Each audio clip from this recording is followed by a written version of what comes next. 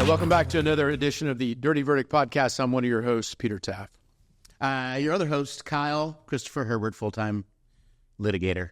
And batting in the three-hole, your other host, Bill Ogden, full-time litigator. Peter, who do we have today? Well, before we start, introduce our guests, I want to remind everyone that we like to talk news stories some weeks, and some weeks we like to have entertaining guests. We always try to keep it even, Steven around here. But this week we've got a very cool guest, Dominique Calhoun. Thanks for joining us. Pleasure to be with you, fellas. All right, and so Bill was the connection with you. Yeah. Dom, for some reason, has become a buddy of mine. I'm not sure why he chose to actually maintain this relationship with me, but we're here. Dom, tell us a little bit. Where are you from? We'll start there. Look, man, I always tell people I'm from a small town. A lot of people don't even know where it is. It's Cleburne, Texas. I know Cleburne. I'm a Cleburne Yellow Jacket. Isn't that south of Fort Worth? Yeah, 30 minutes south of Fort Worth. My entire family was from there. Most of them live in Fort Worth now. I left, went to college at Midwestern State University in Wichita Falls, Texas. Got my master's in business from there and stayed there for about 10 years. And how old are you? I'm just kidding. I know, right? Hey, you're my age. And moved You out stayed in Wichita Falls for 10 years? I know, man. Look, I'm from Cleburne, Texas. It's an upgrade association. Cleburne, Wichita Falls. It's like the same neighborhood. And then I came down here for law school. I went to Thurgood, but I was up there for 10. What'd you do after good MBA? So I was working for the university. So when I went up there, undergrad, I was the student body president and did that my junior year. Got a great mentor. His name's Howard Farrell. He was the vice president of student affairs and university advancement. Weird title when you talk university personnel. But I worked for him. He encouraged me to stay on. And quite frankly, I thought I was going to go on, get my doctorate in business and do all those things. I opened up a construction company after I was student body president, so right before. And I thought that that's what I was going to do. My father is a master electrician. I've been working in construction ever since I was like 13, right? And so I was a kid, how old are you? You're going to work. Let's go get this done. And so I was digging trenches in the summers, pulling wire down, making conjunction boxes, all that kind of stuff. He pissed me off once when I was 13. We were building a facility, and it was like my first day on the job. Get out there, and we start digging the trench. Shovel deep, shovel wide. He came out there inspecting it. Didn't like what he saw. He kicked all the dirt back on it, started stamping it down. I'm making this quick because what he did is at the end of it, the day, he calls this trench digger out. Like it comes out and it just digs it in 10 minutes. 10 minutes, yep. I was pissed because at some point in the middle of the day, I ran into clay dirt. It was the first time I ever hit clay dirt. I was outside the whole damn day. I mean, it was one of those. That was the end of your construction career. Yeah, I mean, beginning of the end. The issue is that I couldn't let him win. He wasn't going to beat me. But he had the trench digging machine, though. Yeah, and he knew it was in his back pocket. It was like psychological warfare at that point. And so the trench digger comes out. He tries to give me this emotional story about how it's important for you to go to work and never want to do all this. And at that time, there was no way I was going to hear him out. I was just pissed, right? And then he could see that I was pissed, and it was one of those things. And he's like, so you're going to quit? I'm like, no, I'll see you tomorrow. And I did that from 13 on to 18 and fell in love with it, actually. I was remodeling houses, building new houses, and all this kind of stuff. And then I said, well, why don't I go do this on my own? Housing crashed. 08, housing crash. And I'm on it, on my construction company. I lost about $250,000, somewhere around there. I had 6 people that worked for me. And that was the first moment that I understood about operating, running business, doing that kind of deal. The bad part about it was I had to let those people go right before Christmas. And you don't know the gut decision that has to be made when you got to let people go. Mm-hmm. So anyway, it was because of that. And I say all that because everybody's like, how did you get from Wichita Falls to Houston? How did you go to law school? It was that moment when the contracts, all went belly up and the consumers and the customers didn't want to pay anymore. and all the breaches happen, the material breaches, the defects, and you're just like, I don't know what to do. And I was a young kid. Nobody had ever been through that kind of thing. And I was like, I don't ever want to be in this spot again. So instead of going to go get my doctorate in business, I was like, the hell with this. I'm going to go get my law degree. And made the applications everywhere. And Thurgood accepted me, and that's how I came to Houston. So if you told me the story a while back, but when you were at Thurgood, you found your way into some sort of like legislative program? Yeah, man. So Commissioner Ellis, then Senator Ellis, has a program at TLIP. It's called TLIP, the Texas Legislative Internship Program. It's been in existence since the 80s. Since he was in Austin, he created the program to give young people of color the opportunity to kind of see how government works, to get those different positions in government. And so when I was 2L, I applied to go to TLIP. Actually, I was 1L and then rise in 2L. And I applied for the program, got accepted. And they look at your background, what education level you have, what your interests are, and all those kind of things. And because I had an MBA, I think I was one of only, a couple of students, a handful of them that had it. He put me in Sylvester Turner's office. So at the time, Sylvester Turner was vice chair of appropriations, state appropriations for the House. And I'm in his office. I was his budget and legal clerk. And so I got to learn the entire budgeting process for the state of Texas. At that time, the $212 billion budget that Texas has, and worked through that process, man. I'll never forget the experience. And because of it, when I graduated law school, I actually ran government relations for Texas Southern.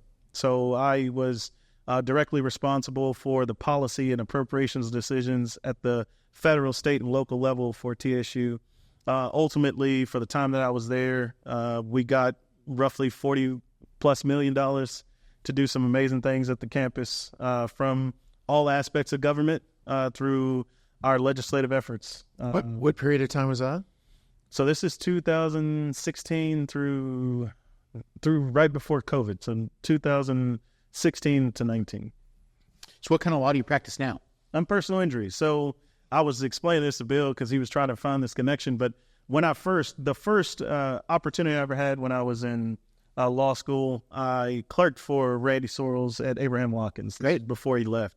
And Randy taught me everything that I knew at the time about tort law. And I stayed with him up until the point where I went to TLIP. He let me stay on as a law student. And I actually did a lot of his personal work. It wasn't just the menial stuff that you get to do, but he really, let me go to court with him, go to depots, do all this stuff. And he really gave me that boost to learn about the tort law. And so that's what we do now. So my office, Calhoun Meredith, located at 5444 Westheimer Road, right there in the Capital One building, Suite 1250, here in Houston, just a little ways down from here. So that's what we do, personal injury law. Did you go after you got done with TLIP, did you go straight into opening up your own shop? No. I did that. I worked at Texas Southern for about 3 years. So that's what I did that. And, I did it because I had the love not only for the institution. I felt that it needed, there was a new president at the time. We were talking about how we could do things better. On top of all of that, I guess I should have stated this before. So I was the student regent for TSU. At the time, it was like I was the 10th, I think it was, regent that they had ever had. For those of you who don't know, the governor of Texas appoints a regent for every university system or independent university. The student regent is the highest leadership position at the campus. And so, like for the University of Texas, there's a student regent that serves the whole system, or the Texas Tech system. At the time, TSU, along with the Texas Women's College, and SFU, and then Midwestern, were the only independent schools. So they also had their own student regents. And so I was its student regent at the time. It gave me the opportunity to take everything I learned when I was working for now Mayor Turner, or former Mayor Turner, but everything I learned about the budget, the politics, the appropriations, the policymaking, all of that. And it was a way for me to give my insights and the things that needed to happen. While I was doing all that, some folks pulled me off to the side. New president came in after I graduated, all the stuff. And he called me and he said, hey, what are you doing? And at that moment, I was thinking about hanging my shingle, going out independent. I said, hey, I'm waiting on bar results, trying to figure out what I'm about to do, my next move. I was thinking about going back home to Dallas and doing all those things. He said, hey, will you come? Why do you mean back home to Dallas? Cleburne. Listen up. It's Dallas metropolitan area. That you want to start a different war, because we can do that. Yes, I am a Dallas Cowboy fan. We can go to that later. Tough time to be one. I know it sucks. But back to all the Texas Southern stuff. You're like the Michael Strahan of Texas Southern. No, there is a Michael Strahan. But yeah, I think Michael Strahan is the Michael Strahan. He's like, He was Texas A&I, wasn't he? No, he was Southern. Southern? Yeah. Okay. Texas big. Go Tigers. Okay. He's serious about Texas Southern. Yeah, I met him a couple of times. Is he nice and real in life? Oh yeah. He seems like He's a cool dude. Yes. And he'll sit there and talk to you. He's genuine. We have a case we're going to talk about later that has to do with a dentist. We can loop him back. Yeah, right. No, so I think we cut you off. So you took the job. Were you the vice chancellor for governmental affairs? The equivalent. Yeah, they didn't call it that. They just called it director, but there was nobody else I reported to. I reported to the president. Got it. So everything that needed advisement over there that had to do with government relations, that's what I did. And I was the one-stop shop. I did that in community relations. And this is in part, all those questions and conversations that you have. But anything where TSU was invested in the city of Houston, the state, or anywhere else, that was in my purview. So it was in my department. We looked at how we could be better service to the community and things of that nature. But in addition to that, there's a lot that goes into the legislative component, because a lot of people don't realize this. When you look at the city of Houston itself, you have Congressman Al Green, who's a graduate of Thurgood Marshall. Congresswoman Sylvia Garcia is a graduate of Thurgood Marshall. You have a number, almost, I think it is 13 at this point, state representatives that graduated from that university, and they're all based here. And that's just the ones that are here. Then you have to go, to Dallas or McAllen within those areas to find all of them. And so when you talk about legislation and things that are happening within the system, it becomes a little different because, people only talk about the big ones. University of Texas, A&M, so forth. Overrated, in my opinion. A U of H. But there's a groundswell of them that actually live in the city. So based on your pedigree leading up to 2016, some people would say you peaked in law school, but yeah. I've perused your Instagram page, and it seems like you're doing just fine these days. Let me just add something. So I was on the Board of Regents for University of Houston from 2013 to 2019. Yeah. So overlapped a little bit. And so we've got a guy, Jason Smith, and or we did when I was there. He's still there, but he had done a lot of work before he got to that position. And then you have Dr. Elwin Lee, who is the community relations dean, who's everyone knows who he is and what his background is. So you've got both these jobs that these guys cover, but you're at the much younger age, straight out of. So that's super impressive. I know both of them very well. Jason actually helped me a lot because I was transitioning from the role of like being a staffer to now working in that same level. And he was great. I could call him up and be like, hey, what y'all doing over there at U of H? Because, a lot of times it's hard when you're talking about HBCUs, and I know that we're going to have a completely different conversation. Tell us what HBCUs are. So historically black colleges and universities. So I was about to say that. And you got to go back to everything that you see that's happening around this conversation about education and eliminating books and all this other stuff. Segregation. There's this attempt. There's only two kinds of books, in my opinion: the Bible and not the Bible. Which one do you read? That's the question. Yeah. So neither of them. I don't believe in books. The problem becomes that, a lot of people don't understand, and they look at what has now occurred, right? That you have this evolution, you have this integration of people that are allowed to go to a University of Houston, that are allowed to go to University of Texas, that never even understand Sweat v. Painter, as an example. They don't understand Thurgood Marshall or the reason why that school is named after Thurgood Marshall. And just for your listeners and for their benefit, the reason it is because Thurgood Marshall litigated the case with V. Painter in 1950. Heman Sweat was a student who actually was admitted or was attempting to be admitted to the University of Texas's law school. The University of Texas refused to give him the equal accommodations so that he could actually learn. They, in fact, set him outside of the building when classes were happening. And they said that was equal. That was the separate but equal doctrine that they ran on. And so while he was trying to hear instruction and learn, they raised up the window halfway, set a chair outside and said, "You learn. This is how you get the information." I mean, like, fuck, who can figure that out? Like, we've all been in law school. You want to sit you outside and go learn it? It's hard enough as it is. Then not only that, you got the books, right? So you can't go to the library. You can't figure it out. You can't learn. How do you become effective? How do you get that? And Thurgood Marshall came in and said, "Yeah, y'all's doctrine is completely bullshit." And he went on to litigate that case, won it. And ultimately what happened is that Texas Southern was created. Texas Southern used to be called the Texas College of Negroes. That's what it was. Really? Yeah. You know, And if you go to the school, there's a building called Granville Sawyer Auditorium. Outside of the building, there's a placard, and you can see it. It says Texas College of Negroes. You pass by it all the time. this story is why I'm proud to say I did not go to the University of Texas. Gentlemen? Well, there's now an entire campus named after Mr. Sweat. Yeah. Look at them. They're backtracking, but they both were in Texas. Yeah, and they did do a dedication. I think it was a couple of years ago to him and his family. I know that they did that, but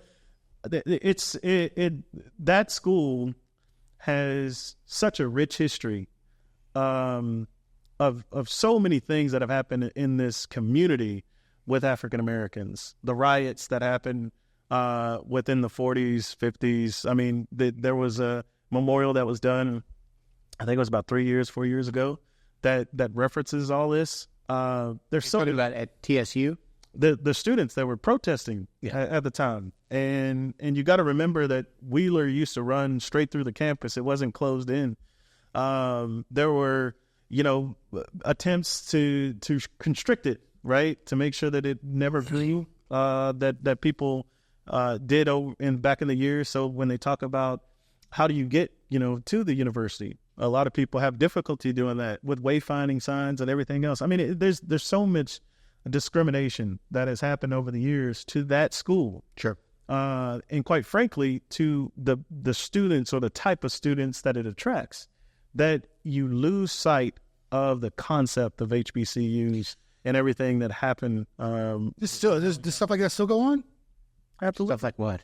Like large scale discrimination against historically black colleges. Pretty broad question for this brief podcast, Bill. I'm just curious. Well, because it's not reported a lot in the news. Let me ask you a different question. Yeah.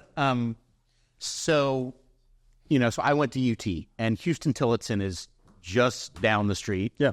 And that was part of the attempt at separate but equal, right? Yeah. And that was actually kind of the mission statement, that Houston Tillotson would be the flagship university like the University of Texas. Mm-hmm. And you go to that campus, right, and it is, it's a couple of office buildings. Yep. And historic, but not anywhere close to the money and support the University of Texas gets. That said, it's certainly not equal, but much easier for minorities to get into schools like the University of Texas, more so than it used to be in the University of Houston and all the other schools. So as that has changed in our society, what do you think the role is now for historically minority colleges, right? Clearly the role has changed from when they were invented in the 1930s and 40s as part of separate but equal. What's the role of those historically black colleges now? It's a very broad question, but Here, Kyle. Yeah. It's a shitty question. No, but this is more narrow than is no. But let me say this. This is where my activism kind of kicks in, right? This is where there's a difference in how you state these things. So let's have a realistic conversation, okay? Love this. A couple of things are true. SEC, look at the field, right? Look at the field. Go back to when Jerry Rice was in Mississippi Mississippi Valley is where he came from. Go back to Jerry Rice. Go back to, we were talking about Michael Strahan. He's from TSU. Jerry Rice from Mississippi Valley. If things still held true, where discrimination, segregation, and all those things were to occur, there is no school that could be an MEC or an SE, a SWAC or an MWAC college. You can't beat anybody in the SWAC, right? Sure. This integration stuff really is about, the athletic approach and everything else.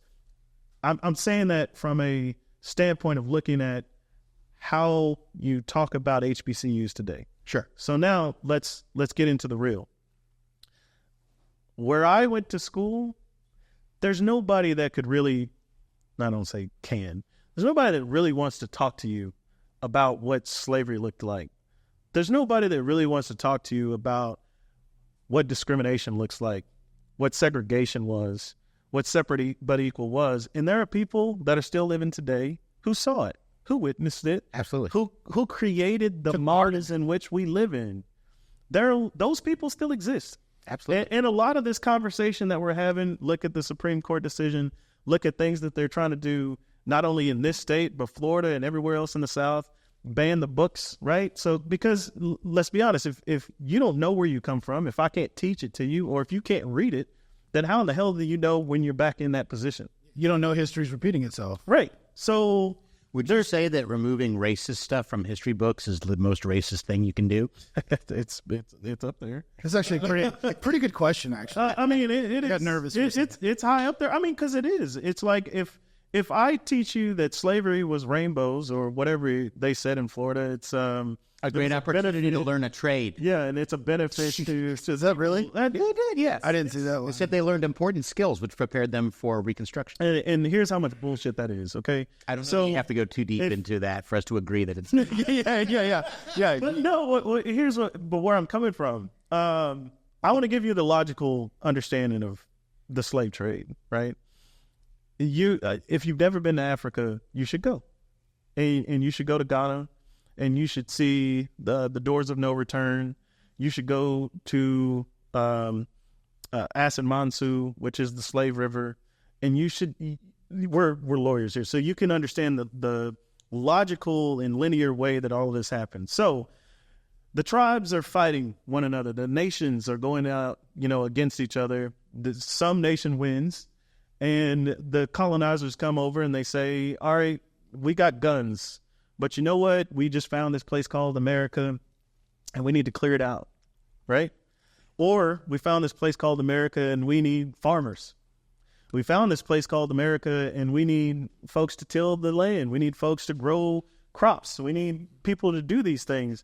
You don't seek out the warriors and say, I'm going to take a trained killer and turn them into a gardener. You've rounded up the people. I want the gardeners, right? That's the logic that they had. It wasn't that I'm taking all of these warriors and I'm going to make them docile, because how could you? They're going to fight you. They're going to rebel. They're going to try any way they can to kill you. And I would. I mean, you would if you're trained to do that. You're not just going to say, okay, I'm going to be in captivity and this is what's going to happen to me. Not only that, I mean, you have to see the devastation that they put people in. Holes, or rooms no bigger than this, and they fit 500, 250 people in there at a time, and left them in there for devastation, and said, we'll open the door back up when the new ship comes. And ships don't show up for 3 months. So you're capturing people, you're putting them in there, they've quote unquote been sold off, and you've left them in there. I mean, they're defecating in there. They're using the restroom in there like this. They're stuffed. And whoever makes it out of that then goes to get on the boat. And then you leave them in that dungeon again. And those that don't make it, you pick them up, you throw them off the side of the boat, and you keep going.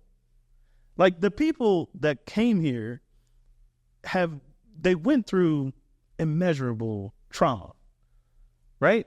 But it also wasn't the belief that, hey, we're going to go out and get the strongest and bravest folks. You were taking people that had skills. You were taking people that understood how to create villages, how to create communities, how to create life sustention. You took people that were already farmers, were already shepherds in where they lived.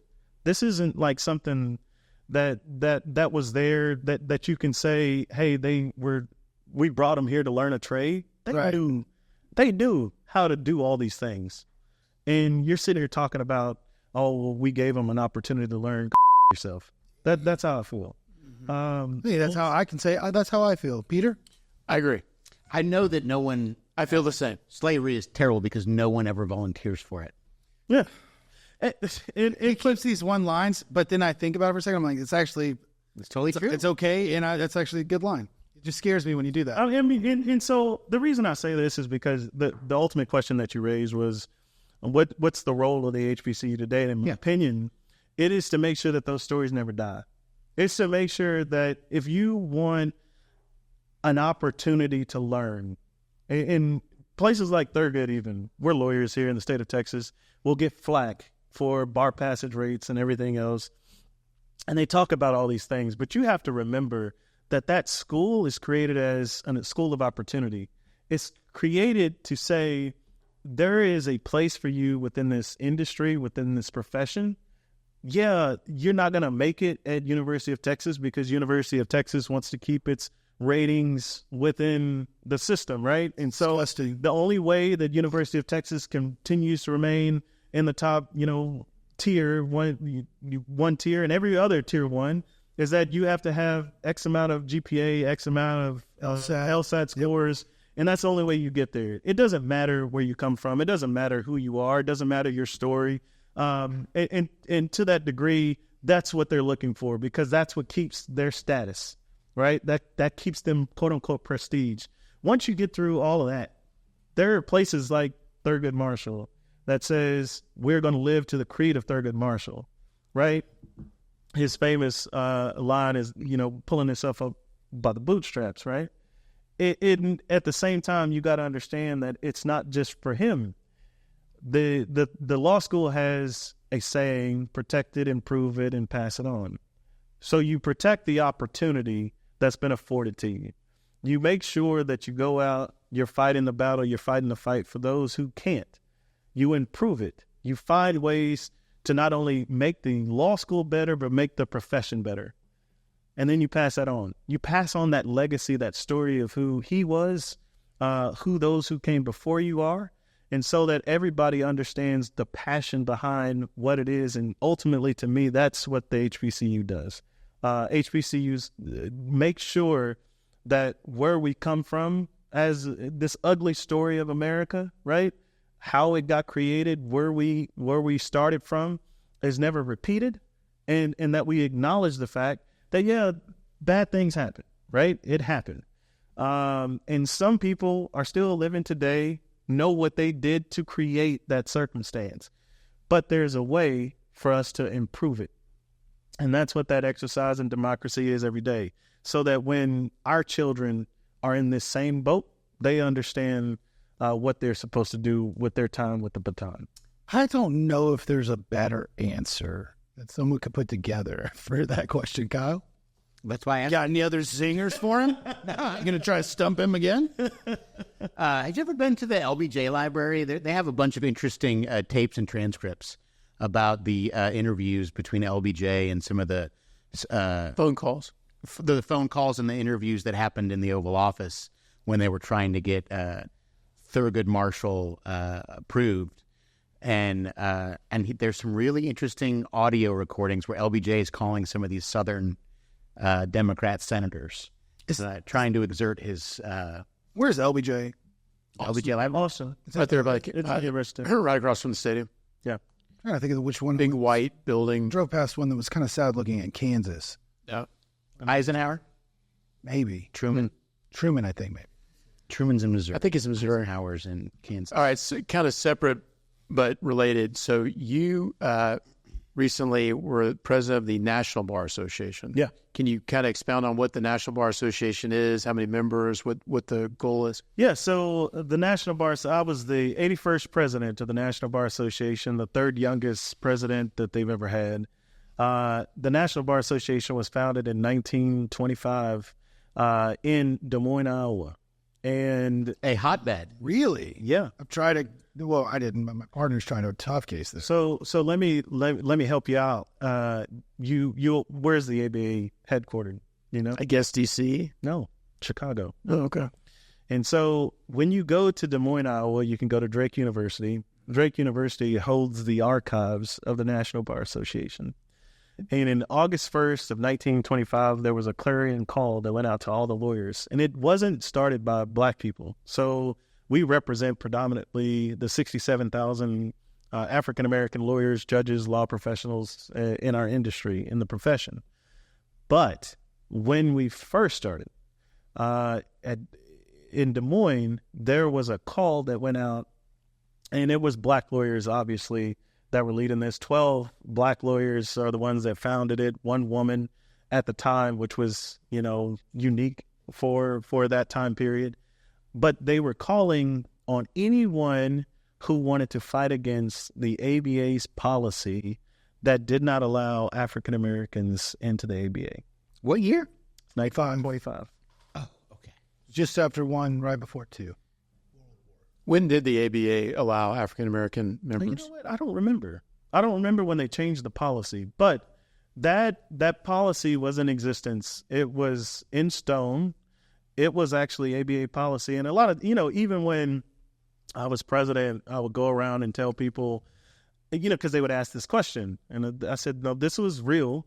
Going back to this conversation about 1943. book banning and everything else. So there you go. Almost 20 years, 18 years after it was founded. And there was a lot of activism around this fact that black people were not allowed to join the ABA. And so what they did is they left. And in Des Moines, in Iowa, and here's another fun fact. So for those of you who know about the Great Migration, this is the time period where black Southerners are fleeing the South because of the racism and the Jim Crow laws, the lynching and everything else, and they're moving up north. Chicago was a hotbed for that, where you would move. But along the way, some families settled in places like Iowa and other locations. Iowa, if I recall correctly, had its first African-American who was allowed to practice in 1897. Practice law. Yep. They were the first state. Mm-hmm. So when you start to think about all of these, like why Iowa, there's so much progression that was happening in that region at the time. The small communities that were, welcoming in black people, saying, what they're doing down there is completely ridiculous, wrong. And Iowa, is a quicker stop from like Louisiana or where you would go, or that part of Texas or something like that. So it's on the way up. And so people would stop there and, find community. I don't feel like Iowa gets enough credit. Just gonna throw that out there. Yeah. Shout out to Iowa. There was a lot of like European immigrants who didn't have the history of slavery that we had here, and so they're Of course, you know the history of Des Moines, Iowa, Pete. I thought Des Moines. I was up there last year, and I thought it was a really cool little town. Not cool, it's little compared to Houston, but I mean, nice town. I tried to gauge there, and but it was a winter time, so it wasn't as pleasant. Yeah. So how'd you get talked into running and/or getting elected as the president of the National Bar Association? It seems like a kind of a hot position to get. It's challenging, I'll tell you that. So when I was a law student, so there are three positions that I held when I was a 3-0. One, I was a student regent.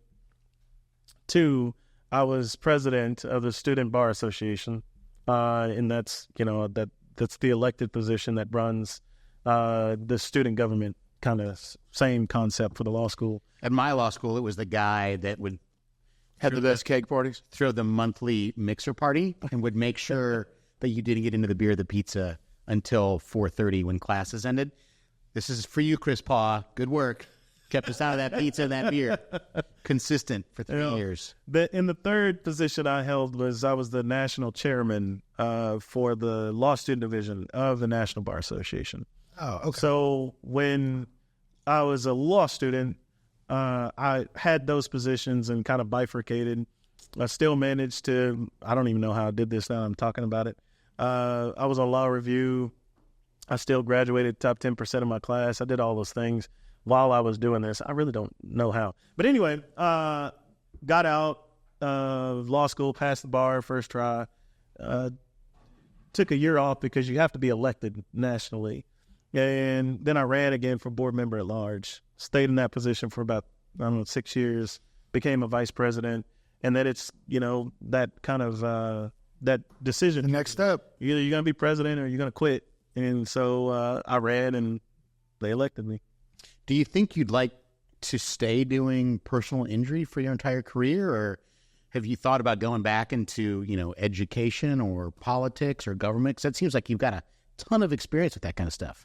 I mean, it's one of those things where it just never leaves you. And I feel this immense responsibility I'm invested. I'm invested in community. I'm invested in this American ideal that people can come from wherever they come from and grow and learn, and you can be accepted into spaces where, quote unquote, you don't belong. That there's a door that's been open for me, and I want to continue opening them. That's the reason why I do it. It's a passion. Everybody has it. Some guys play golf.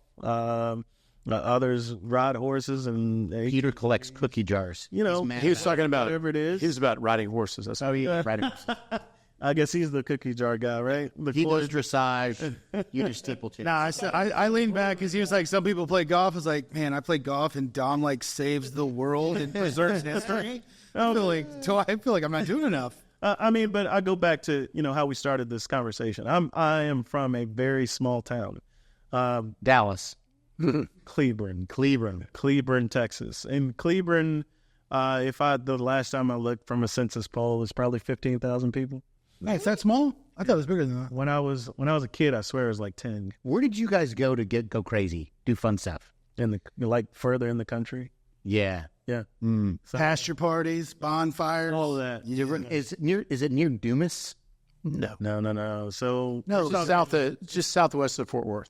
yeah, we're talking Off 87. Burleson. You go Burleson, Joshua, Cleburne. Yeah, you take 287 through Waxahachie to get up to Fort Worth. Or Crowley, go Crowley down. You have no clue where we're Keep naming more places I've never been to.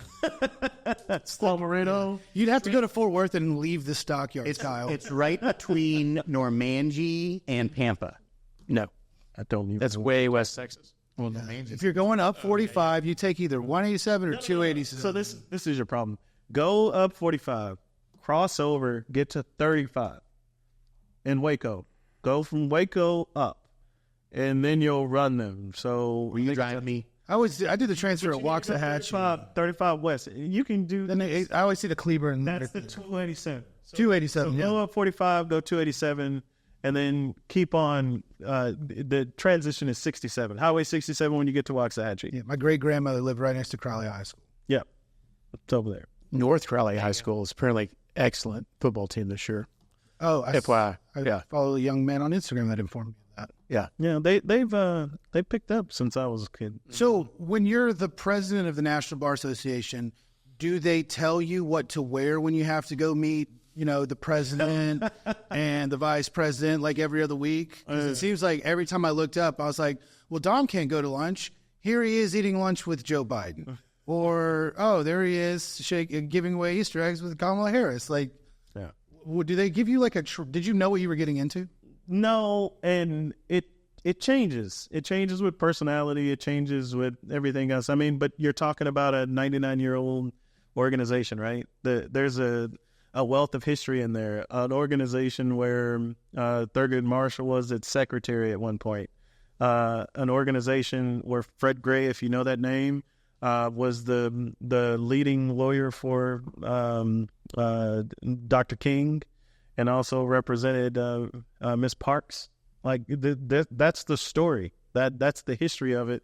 it's a bar organization, a bar association, but at the same time, it has so much value and history in the American story and what it did to shape and train lawyers so that they were prepared for this ultimate fight against segregation and all of that. So the organization itself is well known within these different circles. Sometimes things are ever changing, right? And you need to be at the table, and you need to make sure that people There's a voice. Don't forget where we came from, that you don't go back to these. If you're not at the table, you might be on the menu. Well, you're being eaten. I'll tell you that. What? And so all those pictures and things. Yeah, I mean it's cool, but there's a bigger conversation. No, because you were there having the discussion. Sure. It was leading me to my next point, which was the pictures are cool, but more importantly, like what you do there and who you talk to, because I assume the presidents for the National Bar Association from 16 to 20 had a slightly different experience than you did. Yeah. And I was wondering, have you had conversations with them as to what different, political parties being in power has to do with the interaction and the input that y'all are allowed? It's tremendous. I mean, because you're asking a direct question, I'll answer it direct. This day and age, you get Democratic administrations, they're more willing to hear you out. And that's just how it's been. Whether it's this administration, whether it was the Obama administration, if you're going and you're talking about these issues that are happening, they have been willing to do that. I wasn't president when Trump was president, but at the same time, I do know of the times the conversation was there, right? Well, we need to go talk to the administration and we need to get this. And the door doesn't always open as surely as you do with other or who they said. Yeah. And so, I mean, it's just a realistic conversation. And I don't mean to offend anybody, but at the same, we're here to offend. It's just truth, right? And the difference is that because of that background in government relations, understanding kind of the lobby concept, I was able to navigate it a lot easier. But that world is not easy to do, right? Politics is not for the faint at heart. You got to kind of understand your role in these discussions alongside all of these other players, right? Because the National Bar Association is not the only one. More people have heard about the NAACP 100% than they have the National Bar Association. Public justice and or the Lawyers Committee under Civil Rights, the National Urban League. I mean, all of these folks are constantly doing this work and making sure that government after government, regardless whether you're Democrat or Republican, and so even if the doors are slammed closed in your face, we constantly are working at this. Still knocking. Yeah, but you're constantly trying to say what you're doing is great. Keep it up. Or what you're doing is absolutely flawed. You can look at this administration. I know that some people take offense at the fact that he said he was going to put the first African-American woman on the bench, but he did it. I mean, how many politicians go out and make claims that they're going to do something and never do it? But I say more importantly, in this 250-plus story of this country, how long did it take you to get a black woman to sit on that bench? He's put more African-Americans, and this is true, African-Americans on the bench than any other administration. And most, if I recall correctly, I think it's every other administration combined. If you take all of them, combine them, this one has put more African-Americans on the bench than any other. Hey, God, Obama. Does the National Bar Association opine on judicial nominees like the American Bar Association does? Yep. We make our recommendations. We vet candidates. We make our positions known. And don't get me wrong. I'll tell you this: not all kinfolk are skinfolk, not all skinfolk are kinfolk. That's So you're saying you guys might vet me and get me on the list, short list? No, I don't need the Supreme Court. Bill, you've done some stuff. Just give me a district court bench for life. I'm good there. But here's also what I'm saying is that we don't limit ourselves to just African-American candidates, right? I say that because it's not just, we don't look at it from the lens of saying all black people are welcome with us and we know that you're going to do a good job for us because you're black. That ain't how it works, right? We need to see your record. We need to see your results. We need to see how you write the pen and who you write it for. And it's not just you need to be an activist from the bench. We're not saying that, but you have opinions, and what do your opinions say? And there are plenty of white Americans, Hispanic Americans, and the like who support the equality for all and understanding that the laws of this nation have to be fair and just for everybody. And so it's not just limited to these groups of folks that we're looking at. We're looking at everybody across the spectrum. I just want to point out, I knew from the beginning that I joined the show that I was going to bring on the best guests. Exhibit A. That's Agreed. Agreed. Somebody else. One question I did have is, you have like a unique perspective on Texas and federal politics and the intertwinings. What do you find it harder to maneuver through, the state or the federal level? I have to say federal level. or even county. County level. Yeah, county level is tough. Very tough. County government is rough. But here's the deal. Federal government takes, the spotlight is always on, and people are always running to a camera, or they're running for office. I think Always campaigning. I think this day and age, you got to look at how long we allow folks in Congress to serve, because you really don't ever get an opportunity to see what they're about. Now, some of them you do. Some of them that are in very safe districts, and quite frankly, it's like the majority of them these days because of all the gerrymandering. But you never get to really understand the politician themselves, because every 2 years you're running. So you get into things like, I was watching television, I'm sure as many people, and they're like, government shutdown avoided. That's the headline. How is that even a headline? How about y'all sit down, go fix it? Yeah, stop giving me to continued resolutions. Give me a budget. Yeah, just go do it.